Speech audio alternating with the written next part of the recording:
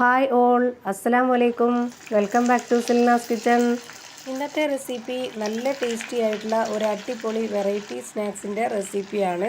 തീർച്ചയായിട്ടും ഈ ഒരു റെസിപ്പി നിങ്ങൾക്ക് എല്ലാവർക്കും ഇഷ്ടമാവും. അത്രയും നല്ല ടേസ്റ്റി ആയിട്ടുള്ള ഒരു അടിപൊളി റെസിപ്പിയാണ്.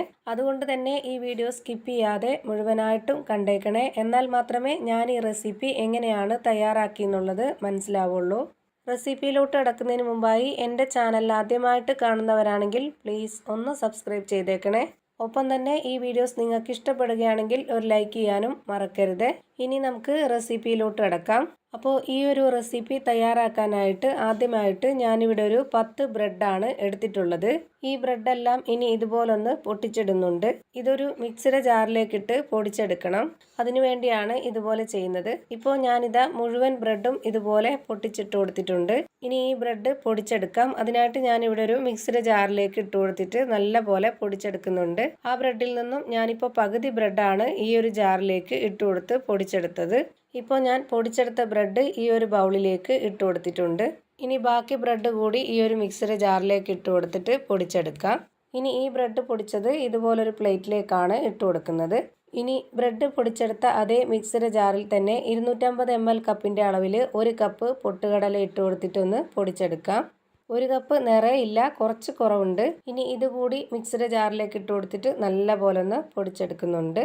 ഇപ്പോൾ ഈ ഒരു പൊട്ടുകടല ഇതുപോലെ നന്നായിട്ട് പൊടിച്ചെടുത്തിട്ടുണ്ട്. ഇപ്പോൾ ഞാനിത് കയ്യിലെടുത്ത് കാണിച്ചു തരാം എത്രത്തോളം പൊടിഞ്ഞ് കിട്ടിയിട്ടുണ്ട് എന്നുള്ളത്. ഇപ്പോൾ കയ്യിലെടുക്കുമ്പോൾ ഇതുപോലെ ഒട്ടും തന്നെ തരികളൊന്നും ഇല്ലാതെ നല്ല നൈസായിട്ടാണ് ഇത് പൊടിഞ്ഞ് കിട്ടിയിട്ടുള്ളത്. ഇനി ഇതും കൂടി ആ ഒരു പൊടിച്ചെടുത്ത ബ്രെഡിലേക്ക് ഇട്ട് കൊടുക്കാം. ഇനി അടുത്തതായി ഇതിലേക്ക് ഇട്ട് കൊടുക്കുന്നത് 1/2 കപ്പ് അളവിൽ സേമിയയാണ്. ഇതുപോലെ വളരെ ചെറിയ സേമിയ വേണം ഈ ഒരു പലഹാരത്തിന് എടുക്കാനായിട്ട്. ഇതിലേക്ക് വലിയ സേമിയ എടുക്കരുത്. അപ്പോൾ നമ്മുടെ ഈ ഒരു റെസിപ്പി ഉദ്ദേശിച്ച ആ ഒരു പരുവത്തിൽ കിട്ടില്ല. ഇനി ഇതും കൂടെ ഇതിലേക്ക് ഇട്ട് കൊടുക്കുന്നുണ്ട്. ഇനി ഞാൻ ഇതിലേക്ക് ഇട്ട് കൊടുക്കുന്നത് ഒരു വലിയ സവോള ഇതുപോലെ ചെറുതായിട്ട് കട്ട് ചെയ്തിട്ടുള്ളതാണ്. ഞാനിപ്പോൾ വലിയൊരു സവോള ആയതുകൊണ്ട് ഒരെണ്ണമേ എടുത്തിട്ടുള്ളൂ. ചെറുതാണെന്നുണ്ടെങ്കിൽ 2 എണ്ണമൊക്കെ എടുക്കണം. ഇനി ഇതിലേക്ക് എരിവിന് വേണ്ടി 3 പച്ചമുളക് ഇതുപോലെ ചെറുതായിട്ട് കട്ട് ചെയ്തിട്ടുള്ളത് ഇട്ട് കൊടുക്കുന്നുണ്ട്. ഇനി ഇതിലേക്ക് കുറച്ച് കറിവേപ്പിലയും കുറച്ച് മല്ലിയിലയും ഇട്ട് കൊടുക്കാം. ഇനി ഇതിലേക്കൊരു 1/2 സ്പൂൺ മുഴുവൻ കുരുമുളക് ചതച്ചതാണ് ഇട്ട് കൊടുക്കുന്നത്. പൊടി ഉണ്ടെന്നുണ്ടെങ്കിൽ അങ്ങനെ ഇട്ട് കൊടുത്താലും മതി, അല്ലാന്നുണ്ടെങ്കിൽ ഇതുപോലെ ചതച്ചത് ഇട്ട് കൊടുക്കാം. അപ്പോൾ നമുക്ക് കടിക്കാനൊക്കെ കിട്ടുമ്പോൾ നല്ലൊരു ടേസ്റ്റ് ആയിരിക്കും. ഇനി ഇതിലേക്കൊരു 1/4 സ്പൂൺ വെളുത്തുള്ളി ഇഞ്ചിയും ചതച്ചെടുത്തതാണ് ഇട്ട് കൊടുക്കുന്നത്. അടുത്തതായി ഇതിലേക്ക് ഒരു നുള്ള് ഗരം മസാലപ്പൊടി കൂടി ഇട്ട് കൊടുക്കാം. ഇനി ഇതിലേക്ക് ആവശ്യത്തിനുള്ള ഉപ്പിട്ട് കൊടുക്കാം. ഇനി കൈ വെച്ച് ഇതെല്ലാം കൂടി നന്നായിട്ടൊന്ന് മിക്സ് ചെയ്തിട്ടെടുക്കണം. ഇപ്പോൾ ഇത് നന്നായിട്ട് മിക്സ് ചെയ്തിട്ടെടുത്തിട്ടുണ്ട്. ഇനി നമുക്കിതിലേക്ക് വെള്ളം ഒഴിച്ചു കൊടുക്കാം. ഞാനിപ്പോൾ ഇതിലേക്ക് 1 കപ്പ് വെള്ളമാണ് എടുത്തിട്ടുള്ളത്. മുഴുവനും ഒഴിച്ചു കൊടുക്കുന്നില്ല. ആദ്യം 1/2 കപ്പ് ഒഴിച്ചു കൊടുത്തിട്ട് നന്നായിട്ടൊന്ന് കുഴച്ചിട്ട് പോരാന്നുണ്ടെങ്കിൽ മാത്രം കുറച്ചുകൂടി വെള്ളം ഒഴിച്ചു കൊടുക്കാം. ഇപ്പോൾ ഇതിലേക്ക് ഒഴിച്ചു കൊടുത്ത വെള്ളം പോരാതെ വന്നിട്ടുണ്ട്. ഇതിലേക്ക് ഇനി കുറച്ചുകൂടി വെള്ളം ഒഴിച്ചു കൊടുക്കാം. ഇപ്പോൾ 1 കപ്പ് വെള്ളം എടുത്തതിൽ 1/4 കപ്പ് വെള്ളമാണ് ഇതിലേക്ക് ഒഴിച്ചു കൊടുത്തിട്ടുള്ളത്. ഇപ്പോൾ ഇതൊരു കറക്റ്റ് പരുവത്തിന് കിട്ടിയിട്ടുണ്ട്. ഇനി കയ്യിൽ കുറച്ച് എണ്ണ ഒന്ന് സ്പ്രെഡ് ചെയ്തതിന് ശേഷം ഇതിൽ നിന്ന് കുറച്ചെടുത്തിട്ട് ഇതുപോലെ ഒന്ന് ഉരുട്ടിയിട്ടെടുക്കാം. ഞാനിപ്പോൾ ഈ ഒരു ഷേപ്പിലാണ് ഇത് റെഡിയാക്കിയിട്ട് എടുക്കുന്നത്. ഓരോരുത്തർക്കും ഇഷ്ടമുള്ള ഷേപ്പിൽ ഇത് റെഡിയാക്കി എടുക്കാം. ബോൾസ് ആക്കി എടുക്കുന്നതിനേക്കാളും ഇങ്ങനെ ഒന്ന് പരത്തി കൊടുക്കുമ്പോൾ നല്ലതായിരിക്കും ഉള്ളൊക്കെ വെന്ത് കിട്ടാനായിട്ട്. ഞാനിപ്പോൾ ഈ ഒരു ഷേപ്പിലാണ് എല്ലാം റെഡിയാക്കി എടുക്കുന്നത്. ഇനി നേരത്തെ റെഡിയാക്കി വെച്ചിട്ടുള്ള ആ ഒരു ബ്രെഡ് പൊടിയിലേക്ക് ഇട്ട് കൊടുത്ത് ഇതൊന്ന് കോട്ട് ചെയ്തിട്ടെടുക്കാം. ഇതുപോലെ ഓരോന്നും ചെയ്തെടുത്ത ശേഷം സേമിയയിലേക്കും കൂടി ഇട്ട് കൊടുത്തിട്ട് ഇതുപോലെ ഒന്ന് കോട്ട് ചെയ്തിട്ടെടുക്കണം. ഇങ്ങനെ ചെയ്തെടുത്ത ശേഷം നമ്മൾ ഫ്രൈ ചെയ്തെടുക്കുകയാണ് ചെയ്യുന്നത്. അങ്ങനെ നമ്മൾ ഫ്രൈ ചെയ്തെടുക്കുമ്പോൾ പുറമെ നല്ല ക്രിസ്പി ആയിട്ടും അകം നല്ല സോഫ്റ്റ് ആയിട്ടിരിക്കുന്ന ഒരു അടിപൊളി സ്നാക്സ് ആണ് നമുക്ക് റെഡിയായി കിട്ടുന്നത്.